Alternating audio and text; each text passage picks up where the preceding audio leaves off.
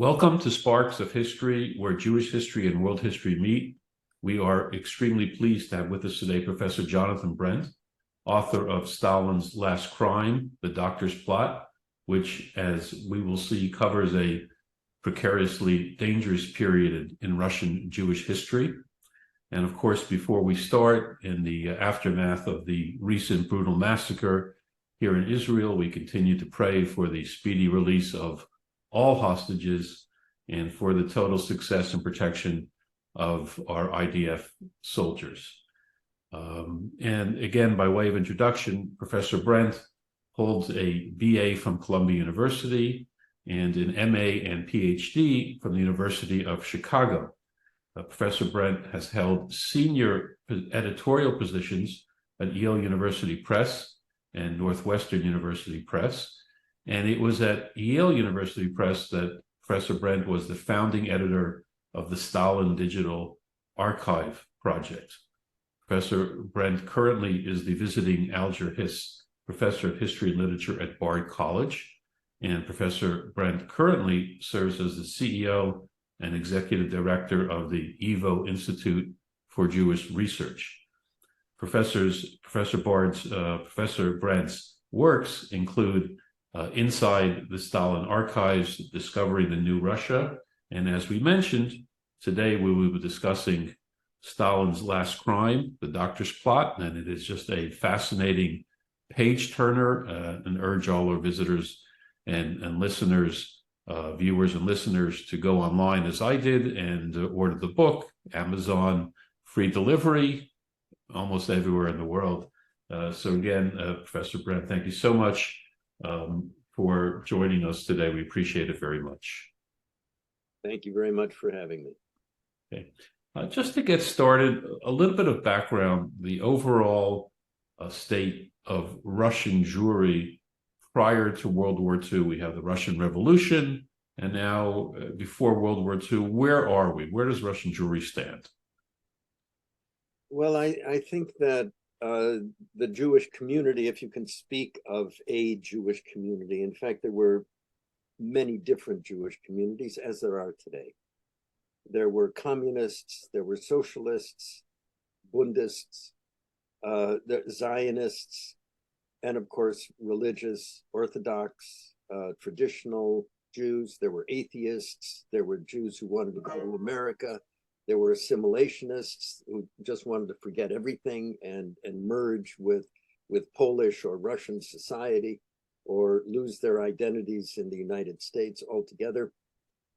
But I think what characterizes the Jewish world, if we could put it that way, as opposed to the Jewish community, is the fractured nature of its fractured nature in all of these different elements. And yes, there were many Jews in the Communist Party, but in proportion to the total number of Jews in Russia and the Pale of Settlement, it was a tiny minority. However, being as they were educated for the most part and very active, they rose to senior positions. And so at the outset of the revolution, there was Zinoviev and Kamenev and Trotsky and others in senior leadership in the Bolshevik Party, as well as the head of the Mensheviks, Julius Martov, and many others. The Mensheviks actually had more Jews in it than the Bolsheviks. So it was a big, mishmash, pretty much as we have today. Okay. As World War II unfolds and the Soviet Union is in the fight for their life against the fascists, what was the Jewish anti-fascist committee, and why was it set up with the approval of the Soviet leadership? Each of the each of the national minorities developed an anti-fascist committee. So the Jewish anti-fascist committee was simply the Jewish subsection of the national panoply of the Soviet Union at the time. However, Stalin recognized, as he had to recognize, that many of the Jews of the Soviet Union had kin who had relatives, had friends, relations of all sorts in the United States of America, in Western Europe, etc. And so this particular subset of the various national anti-fascist committees could be of a special importance to him in terms of turning American opinion toward the war, as well as raising valuable dollars for the Soviet war effort. And so this is what gave the Jewish Anti-Fascist Committee, the chairman of which was Solomon Mikhoels, the great actor of the Moscow Yiddish Theater, the head of the Moscow Yiddish Theater at the time, its special status. And in the end, it also gave it having this position was also dangerous. It was always dangerous to stand out in Stalin's Russia. And so on the one hand, it was a great honor, and that honor came with all of the vulnerabilities and threats that any such honor would have in Stalin's Russia. Got it. You had just mentioned, of course, Solomon Mikhoels. Again, who was he and what happened to him? And I know there's a lot of chronology here till we get to the doctor's plot, and I know it's a web of intrigue, and we'll just try to figure it out step by step how it kind of unraveled. In 1943, he goes to America with Yitzhak Pfeffer, the poet, and he meets with Einstein, and he meets with Sholem Aleichem's son-in-law, and he meets with many dignitaries from coast to coast, and he raises a huge amount of money for the Soviet war effort through the Jewish Anti-Fascist Committee. And he is honored when he comes home by Stalin. He is also a very great actor and had been the head of the Moscow Yiddish Theater for many years, developed many important roles such as the Jewish King Lear and numerous others. It was world famous theater, and he was in movies, and he was just a generally very vivacious, forward-looking man. His concept for the Moscow Yiddish Theater was, our job is not to put a Jew on the stage. Our job is to put a human being on the stage who is a Jew. And so his entire effort was a universalistic one. And that's the way he saw being Jewish. It was an essential element of who he was, but within that was a universal humanity, which really made him a very special human being and actor and leader of the Jewish Anti-Fascist Committee. There was not a bone in his body that was anti-Soviet. He was entirely committed to the Soviet war effort, as were so many other Jews at the time. Vasily Grossman is a good example.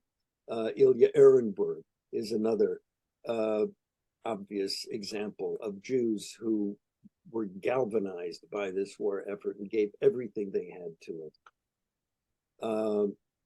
And then Mechoils is assassinated. We now know on direct orders by Stalin in January 1948 in Minsk.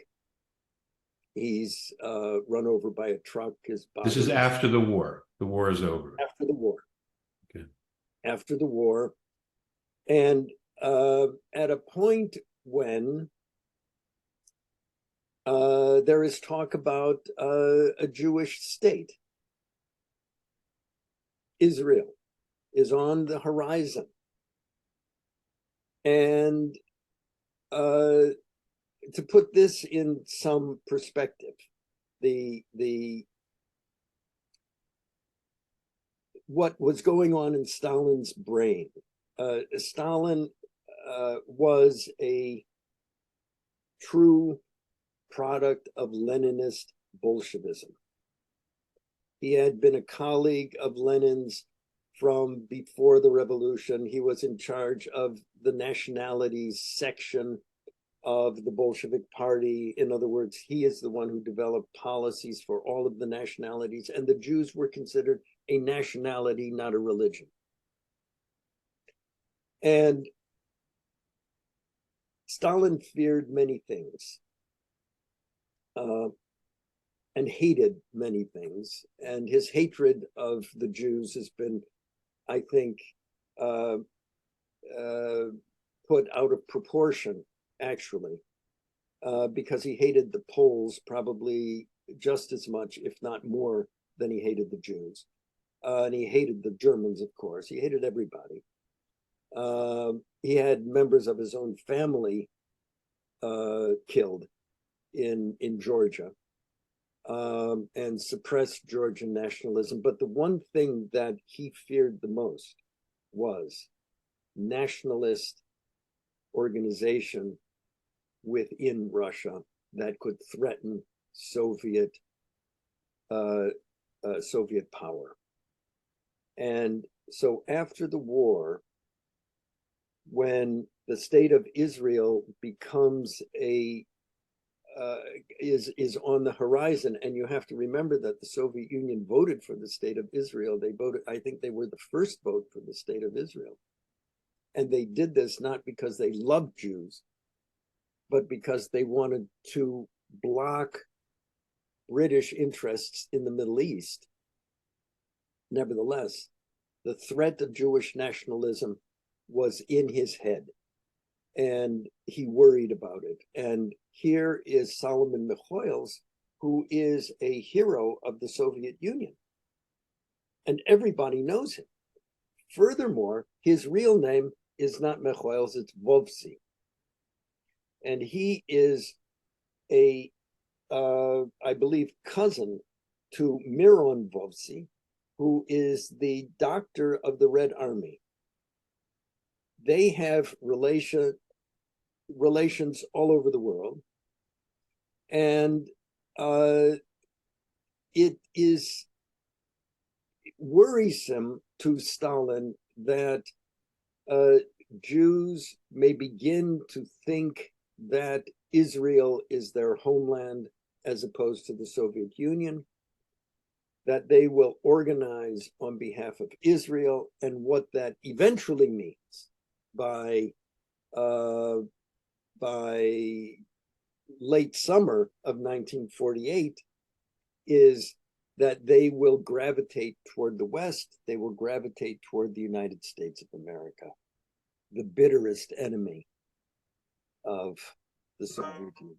And so Mechoils, without doing anything, has now gone from hero of the Soviet Union to potential enemy of the Soviet Union.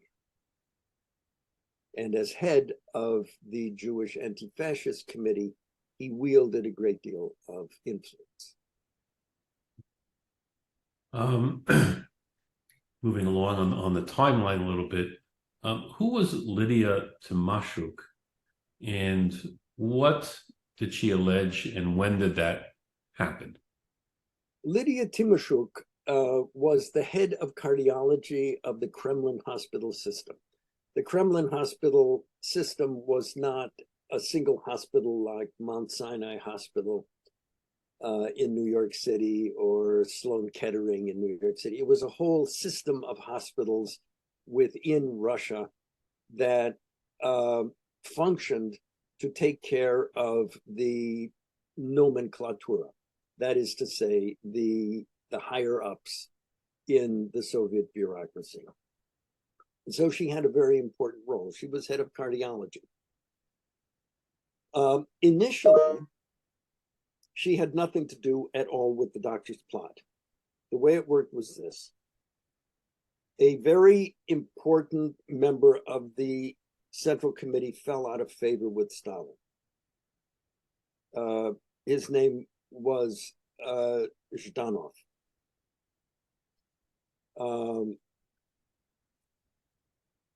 Alexander Zhdanov. And he was the head of the Leningrad Party, and Stalin distrusted Leningrad for all kinds of reasons, going back to Trotsky. But Zhdanov was actually his favorite for many years. Zhdanov had displaced Molotov as the number 2 man in Stalin's party. He gave important speeches about at the end of World War II, outlining the terms of the Cold War. In Poland, he is the one who set cultural policy. He was educated. He could play the piano for Stalin at Stalin's dacha. He would get drunk with Stalin. And furthermore, his son, Yuri, eventually marries Stalin's daughter, which is kind of an arranged marriage after Zhdanov's death. But Zhdanov falls out of favor with Stalin. And in punishment, Stalin sends him to get well for his bad heart to a health resort called Valdai. And initially, the young electrocardiogram technician who comes to Valdai to take care of Zhdanov, Sofia Karpai, who is Jewish, takes the EKG and she finds all kinds of irregularities in it, which she reports dutifully to the doctors and which the doctors ignore. Fine. That's in July of 1948. In August of 1948, Zhdanov experiences a very severe cardiac episode, which to this day remains a little mysterious. We have the EKG. I've shown it to experts at Yale and elsewhere, and they all say to me, it's not a heart attack, but it's something like a heart attack.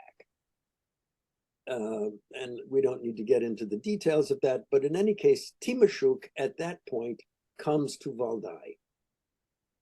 Who sent her, why she came at exactly that time is unknown. It's undoubtedly a matter of some kind of operation within the KGB, because we now know that she was also a KGB informant.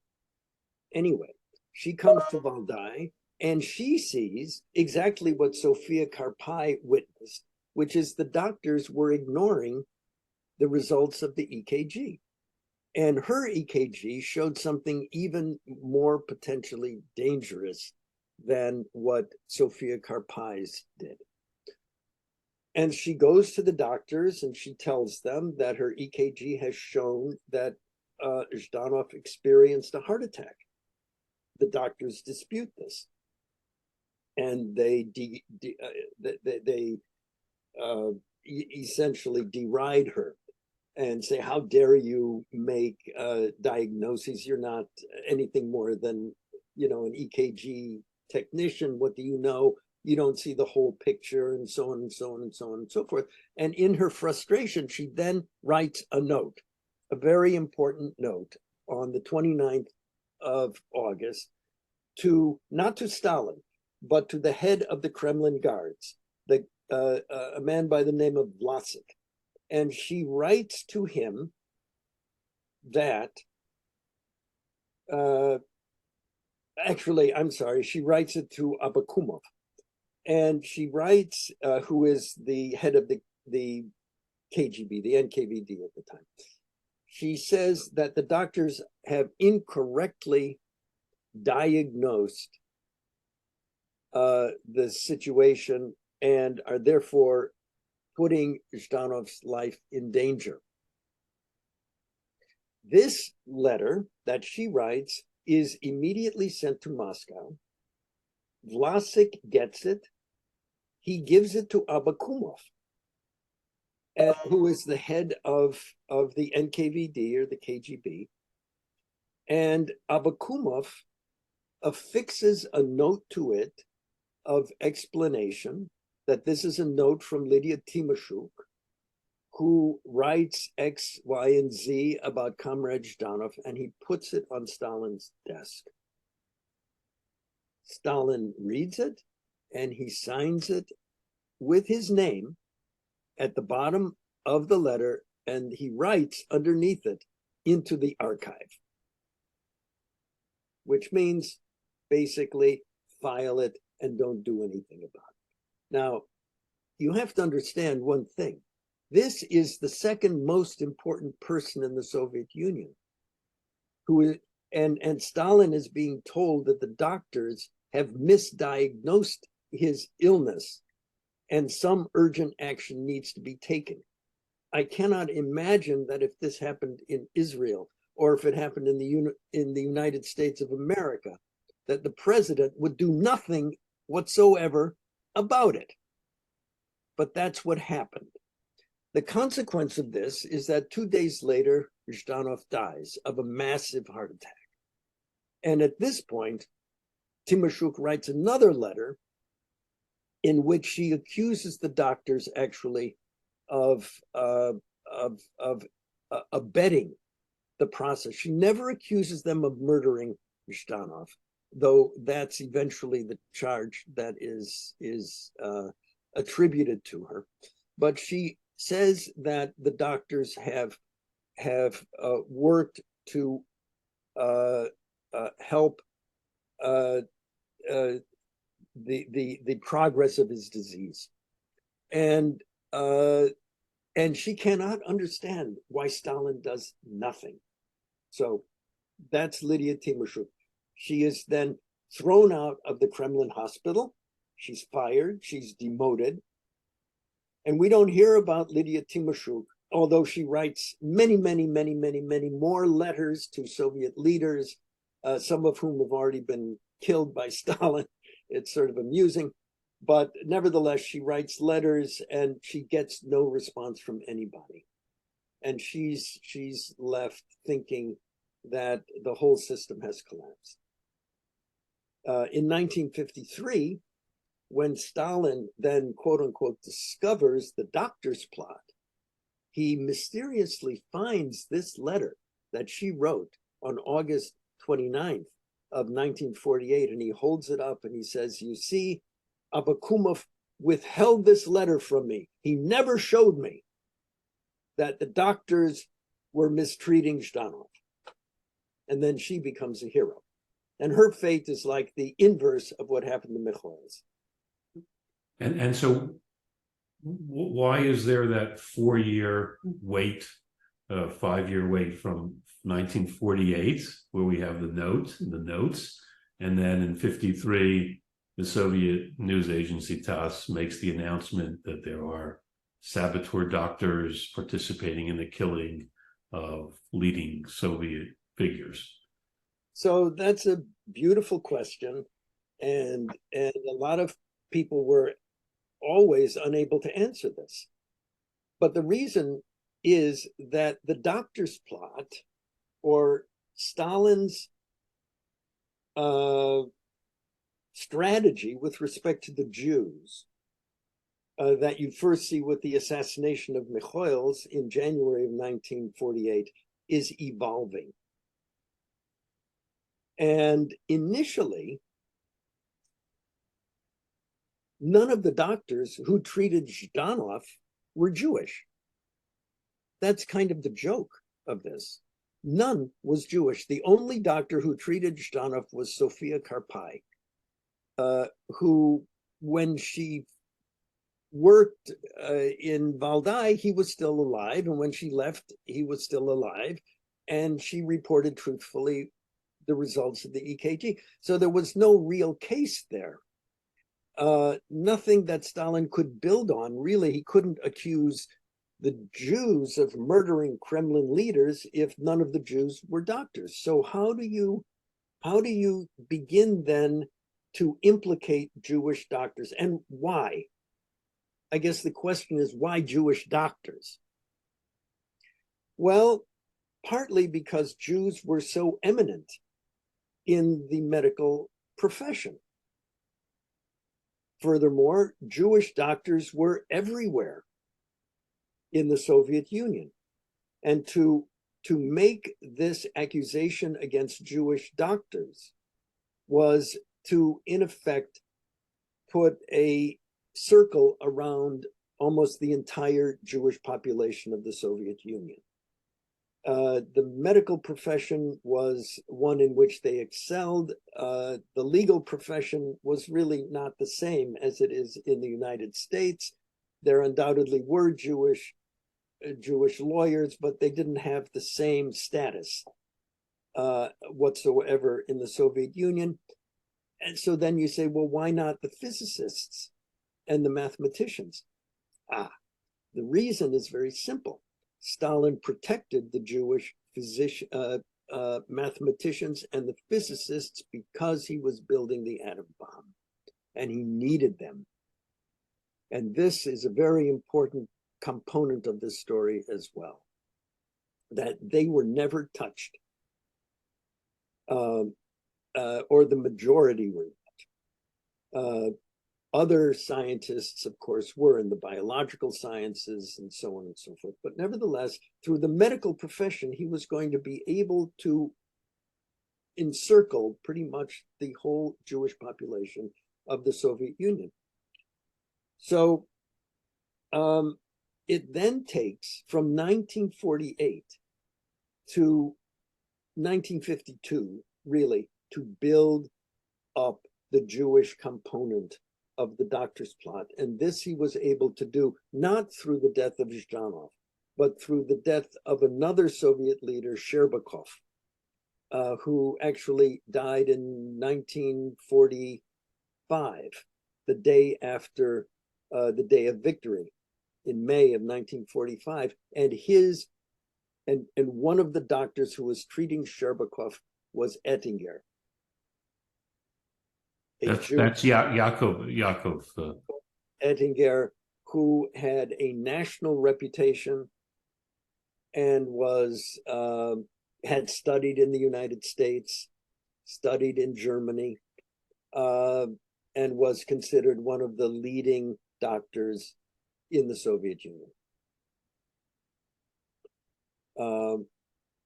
Is this where it became a Jewish doctor's plot? It started with Ettinger. Is where it is. That's where it was. And then the job of the KGB, the NKVD, and Stalin's henchmen, so to speak, was to knit the death of Zhdanov, who was everybody knew Andrei Zhdanov. People had already forgotten about Sherbakov. But in 1952, they still remembered who Zhdanov was. And Yuri Zhdanov, his son, was still in the Central Committee. To knit these two together, to say that in effect, Zhdanov also was murdered by Jewish doctors. But you can't say that since all of his doctors were Russians. They weren't Jews. They were ethnic Russians or Ukrainians or whatever, but they were not Jewish. However, Ettinger provides a link. How? Sherbakov dies of a massive heart attack in 1945, which there was nothing unusual about it. He had a heart condition. Ettinger had advised that he not go to the celebrations in Moscow, but he defied that. He goes to the celebrations in Moscow for Day of Victory, and he dies the next day. Fine. He's dead. No problem. No doctor's plot. But now people are looking at that, and they begin the process of investigating, and an accusation is made that Ettinger aided in the death of Sherbakov. This is also important because at the time that Zhdanov was ill, the doctors in Valdai consulted with Ettinger. And so he wasn't directly involved, but he became a consultant to them. And so there was an indirect link and a direct link to Sherbakov. And in addition, Ettinger was a member of the Jewish anti-fascist committee, and not really a complete member of it, but he hung around. He was always there. He got the Yiddish newspapers and so on and so forth, Einigkeit, and so he was a figure of some suspicion to Soviet intelligence, and they had bugged his house. And one of the things that they discovered in the bugging of his house was that he had made a variety of statements to his son that Soviet leadership was deplorable, and that it was by 1950 already anti-Israel, and that he regretted this, and he found it unacceptable. And so on that basis, they thought of him as an enemy of the state, and furthermore, he could provide the link between Zhdanov and Sherbakov. Unfortunately for Stalin and for the man who was interrogating him, a man by the name of Rumen, a real devil, and I met in Moscow when I was working there a man who actually had worked with Rumen, and he said everybody detested him. He was a hideous human being, a real Goebbels.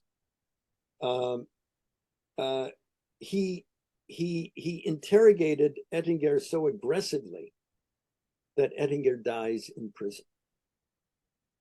And so the case is lost. And so now they have to rebuild it again. So they then arrest Sofia Karpai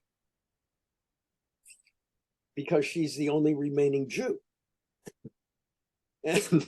And Sofia Karpai, whose daughter I met when I gave a lecture about this in Israel, lives in Israel, and I believe is still alive. Sophia is one of the great heroines. I really believe this, and someone should write her biography. Someone should do a study of Sofia Karpai, but because as a young woman, she is tortured terribly. She is subjected to intense psychological torture as well as physical. She is brought into interrogations with the man who had been her mentor, Dr. Vinogradov, had been her mentor at the university and a friend to her. And he in this face-to-face encounter accuses her of changing the results of the EKG and misrepresenting them and so on and so forth. And she says, "You are not telling the truth. And she refuses to lie. She refuses not to tell the truth.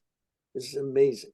Her courage under this pressure was extraordinary. And they needed her to change her testimony in the worst possible way. And she refused. And at a certain point, Beria writes a note to Stalin. And he said, you know, this Karpai, she's impossible. I think we should just shoot her because and move on. And Stalin sends a note back and he says, let her sit. Let her sit, thinking that maybe eventually she will become useful. But the fact that she refused to give this testimony over a period of some 6 months delayed the investigation. And when you think of the fact that Stalin dies in March of 1953, those 6 months were vital. They were vital because they saved the lives of many, many people. That delay alone. So in any case, they arrest Sofia Karpai. She goes nowhere with this. And then they are forced to start inventing all kinds of additional evidence. And at that point, Stalin is going berserk with this. And he meets with the head of the KGB over and over again. He fires Abakumov, puts him in jail. He promotes a guy by the name of Ignatiev, and just runs roughshod over him. And he says, what is the matter with you? Why can't you get this testimony out of these doctors? Why do they refuse? Beat them, beat them, beat them, he says. Beat them with your fists. Get hard men and beat them. And this is what they then began to do. And they beat Vinogradov, they beat Vasilyenko, they beat Yegorov, they beat them all until they just started saying whatever they wanted them to say. And at that point, then, yes, it was a Zionist conspiracy. Yes, we worked under the direction of Jews like Ettinger, with whom we consulted. Yes, there is a Jewish plot, and yes, the Jewish plot is really being run by the United States of America. And so that's how it began to develop. And eventually they arrest Miron Vovsi, Mikhail's cousin. And the testimony that he gives is just unbelievable. It didn't take, he was already an older man by the time. You know, he was, I think he was late 60s or 70s, which is old in the Soviet Union. And he really couldn't take it. And he just admitted almost immediately everything they wanted, that there was this huge plot. And they then ask him a question. They say, so you admit to the plot? Yes, I admit to the plot. Where is the center of the plot? Who is at the center of the plot? And he says something that even the interrogators can't really believe. He says, I am the center. You are the center. In what way are you the center of the plot? Where is the plot? Name the center of the plot. Anyway, it's a farce, but they then arrested a number of Jewish doctors. They beat testimony out of them, as they did with Vovsi and others. And by 1952, it was ready. But what was Stalin's end game here? I mean, was it multiple goals here? Was it like absolutely multiple goals? Because those Western scholars, particularly Jewish scholars, who want to see this just as Stalin's anti-Semitism, are not getting the right picture on this. Yes, he was anti-Semitic, but don't forget his daughter Svetlana married a Jewish guy. Grigory Morozov. And Stalin had a Jewish grandson who rose to be quite eminent in his profession in the Soviet Union. You can't imagine such a thing if Hitler had a daughter, her marrying a Jewish guy. You just can't imagine. So his anti-Semitism was always much more transactional than, deeply held, despite what Khrushchev had to say about it. And yes, of course, he was anti-Semitic, but he was anti-everything. The end game for Stalin was always political. Always. It was never simply ideological. It was never simply a matter of race hatred or ethnic. And the political endgame here was to attack the United States of America through the Jews and create a nuclear confrontation by initially he wanted to do so in 1951, but because of Sofia Karpai, that became impossible. But by 1953, that was his absolute intention. And so the doctor's plot, even though it looks like on the inside, it is just about Jews, it really has to do with the fact that through the Jews, he was going to be able to develop a case against America. How do we know this? Because at the same time that the Jewish doctors are being arrested, he has arrested many Jewish members, officers of the KGB. And these officers of the KGB provide the link to the United States of America. They too are part of this Zionist conspiracy. What is the Zionist conspiracy? The Zionist conspiracy is really, frankly, and it's chilling to read this, it is taken directly out of the protocols of the elders of Zion. There is a worldwide Jewish conspiracy to dominate the world, but it is qualified in this case as a worldwide Jewish conspiracy in the interests of the United States of America. That's the way it is presented.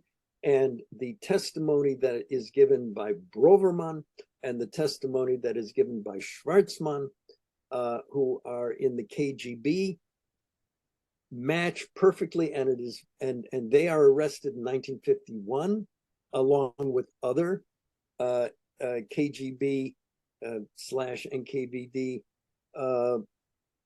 officers, and all of the testimony that they have meshes, and it is very clear that this was going to become a public trial.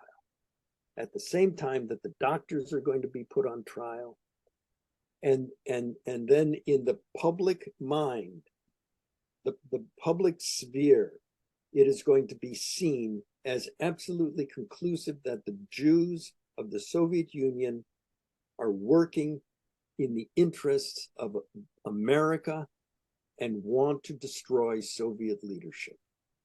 So this is not a geopolitical maneuver in the sense, Cuban Missile Crisis, try to create a new reality by putting in missiles, military, geopolitical. This is more to create the internal support,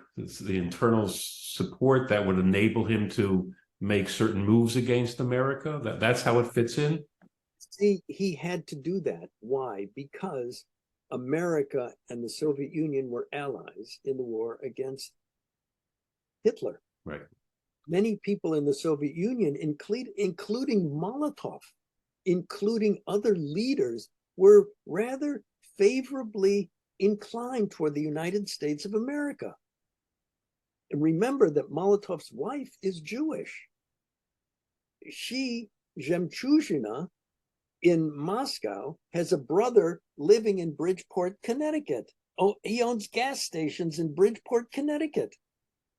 And so the linkage of these leaders, among whom Molotov is the most notable example, and the general population that remembers Lend-Lease, that remembers FDR, that remembers, you know, all of the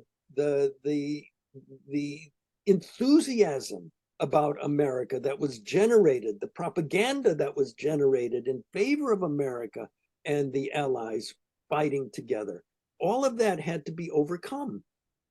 After the war, Molotov gives an interview to the International Herald Tribune in which he said, the leadership of the Soviet Union envisions a relaxation of censorship and a evolution into a more normal European country. This made Stalin go ballistic. And he writes to him, how dare you say, from the South, because Stalin at that time was not in Moscow. He was recuperating from some unknown illness, probably a heart attack of some sort. But he writes to Molotov, how dare you say these things? Don't you understand that Churchill is our avowed enemy, that the United States of America is our geopolitical enemy number one? And so he had a big job. If Molotov could say that, what else are people thinking? And so, yes, he had to reorient the thinking of the people, get them out of the framework of thinking that the West is our friend. And this is the way to do it, by taking as an example a people, the Jews, who are identified with the West in so many different ways. It wouldn't have worked if they were the Crimean Tatars. It wouldn't have worked if they were the Volga Germans. It wouldn't have worked if they were the Poles. It wouldn't have worked if he was going after Siberian peasants, you see. So it was the Jews. They were the most visible example. What's the evidence to support the theory that one of Stalin's intentions might have been the mass displacement of Jews, potential, let's call them concentration camps, for lack of a better word, and were Soviet Russian Jews fearful of this at that point? There was massive fear of this throughout the entire Jewish population. Survivors of this today, the children who were children then in the 1950s, they remember it. I've spoken with many of them, and they all speak about the dread that they lived under, that any day they were going to be deported. And some scholars have poo-pooed this idea that it was all just made up, it was in their minds. But one of the things that Vladimir Naumov, and I want to mention him as the co-author of this book, and my friend, one of the, or a couple of the materials that he found working in the KGB archive were the orders to construct 4 new large concentration camps in the Far East. And, you know, this is 1953. The orders are given in I think November and December 1952. This is already 7 years almost after the Doctor's Plot. After World War II. And the ostensible reason for these 4 new concentration camps is for very dangerous Austrian fascists. These are technically different from the gulags. It sounds different from a gulag. No, they would have been the same. A concentration camp was a gulag. Got it. New ones. And you could have taken all of the 9,000 or 10,000 Austrian prisoners of war, many of whom probably were SS, okay, but there were many of them in the German government at that time too, reconstructed SS, and you could have put them in two large, downtown apartment buildings in Moscow. You don't need 4 new gulags for this. And so I believe that this gives really, again, it didn't happen because Stalin died. So it all has to be circumstantial evidence. But I believe that this is very powerful circumstantial evidence. So obviously, Stalin dies. This potential catastrophe is averted, and now the new leadership throws it all out. There was no advantage for the new leadership to try to hang on to this web of intrigue and use it for their own interest, or was this totally anti-Stalin, and that was the new approach? I think that the fact that the new leadership immediately repudiates the doctor's plot and does not go forward with these gulags, these concentration camps for these very dangerous Austrian SS, I think it's further evidence that this was for the Jews, that these camps were for the Jews, and that the threat that the Jews posed was really invented by Stalin and the people working for him. And it also is evidence of the fact, something that Eisenhower did not recognize, even though Churchill had advised him to recognize it. Churchill writes him a note when Beria does this, almost the day after, 3 or 4 weeks after Stalin dies, the whole plot is repudiated by the Soviet government. And Churchill writes Eisenhower a note, and he says, please pay attention to the curious story of the doctors. I think they're trying to send a message to the West. And undoubtedly they were, because there was a liberalizing, quasi-liberalizing, quote unquote liberalizing, but certainly anti-Stalinist faction within the Soviet government. Beria was part of that. Khrushchev was part of that. And there were others, and they were maneuvering at that point. But clearly, this was a sign that the Soviet Union was going to repudiate those policies. It would like to move closer, but it got lost in the noise. Well, you had mentioned before we had started that one can see in this, I don't know what the word is, the diabolical Stalin intrigue and web of intrigue, how it applies possibly to the current situation and who the heir of Stalin might be today. Can you just clarify that and what you meant by that?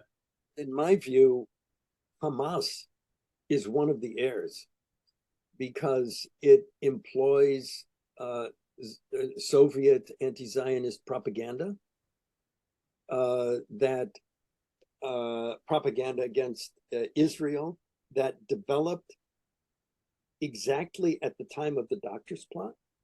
Zionism is racism, Zionism is imperialism, etc. And it is joined with the genocidal Nazi propaganda against the Jews that was pumped into the Middle East by the Nazis through the Mufti of Cairo. And from there spread throughout the Arab world. And you see the prevalence of this Nazi propaganda in the way that Jews are depicted in Arab media, what is taught about the Jews, and so on and so forth. It is pure Nazi propaganda. It doesn't come out of Islam. But the other component of this is Islamic fundamentalism. So it's these three things that have come together And I personally believe that Hamas is the representative of this today. That's what we have to look at today.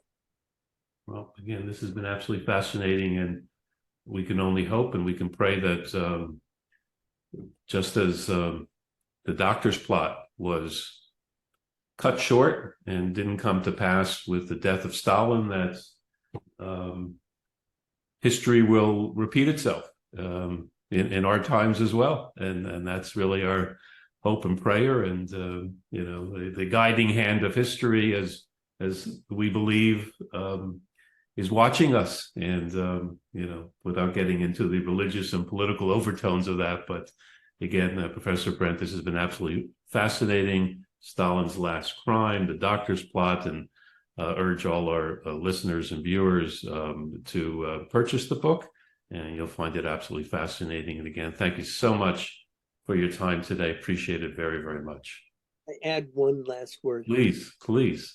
Follow on what you just said. Stalin died on Purim. All that important. Yes. Okay. Excellent. Okay. Thank you so much again.